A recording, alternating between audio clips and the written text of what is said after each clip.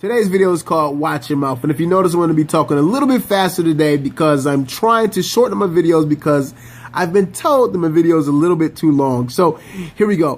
Growing up, I actually was raised with one of my cousins, a little cousin, and I remember one day I actually called him stupid. Now, me calling him stupid made him very, very upset. I mean, so much so that he was willing to go to blows if I ever called him stupid again. He said, "Cuz, you know, calling someone stupid is one of the worst, disrespectful things that you can ever do to a person." Now, I didn't take much thought into that, but I didn't call him stupid again because I thought, man, you know, maybe, you know, he's right. I shouldn't call him stupid. He doesn't like it, so I just didn't do it again. I didn't put much thought into the reason why, but I think now today, as an adult, I kind of know more than he probably even knew at the time of why he didn't want someone to call him stupid. Years ago, I believe you all remember, but it was a book came out called The Secret. The Secret dealt with the law of attraction. The one thing about the book is they actually give credit to the universe, and I myself personally, I believe that this is a principle that God has put in place since the beginning. Scriptures say that life and death reside in the power of the tongue, and I believe it's also directly connected to sowing and reaping. It says that we will reap what we sow. Sort of like if you plant poison and you expect some type of beautiful fruit to come up. But when we say the things like stupid or all these different negative things, all we're doing is planting poison. Especially when you're talking to children and stuff like that, you're actually building their lives with the words that you instill in them.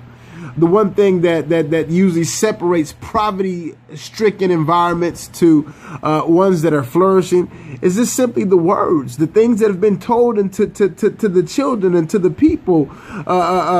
If you tell a kid all the time that they're bad, if you tell them that they're not going to amount to nothing, you're just like your daddy, they tend to grow up to believe that, and that's what happens. But if you end up telling them that they're great, and they're going to be somebody that are awesome, they believe that they're great and that they're awesome. Reminded of a story of a friend of ours. They had a child, and the child was, you know, I mean, we all called him bad, you know. He was always getting into something. He was always doing something. His mom always said, "Stop, Bobby, stop, Bobby, stop, Bobby." Went to school one day, and the teacher asked him what was his name. He said, "Stop, Bobby." I mean, it sounds funny, but it's actually very sad. But this because this is what this boy knew. This is all he had been told. Stop, stop, stop. No, no, no. One of a friend of mine said, you know, they tried to tell their child yes more than they do no. They tried to tell him yes more than they do no. See, it's not only for children. This is for adults as well. I know someone that listened to heavy metal and what a friend of mine, and they're always complaining about headaches and depression, and they're always down, and it's always something going on in their life. But when I listen to some of the things that they listen to, I've actually pulled it up and read some of the lyrics. It's talking about suicide and death and all kind of destruction and wickedness, and you know, they wonder why they're having all of these problems. They wonder why they're having these migraines. Well, what happens is that they're listening to these things, and what happens with music is you start to recite them. You're saying it because that's your jam. You saying the stuff, and that's what's coming up. When I came out, when I first started to change my life, and I used to be in the hip hop world, I took away all of the hip hop stuff because it wasn't helping me. People ask me why. Why would you just give this stuff up? It wasn't helping me. It wasn't helping me with my lust. It wasn't helping me with none of that things because all I was hearing was about having sex with females and shooting and all kind of stuff. And if that wasn't the lifestyle I was trying to live, I wanted to separate myself from that. So I just wanted to say that today because I want to encourage you all. I mean, I want to encourage you all that first of all, that you can do it. But secondly, I want to, what am I trying to say? I want to challenge you.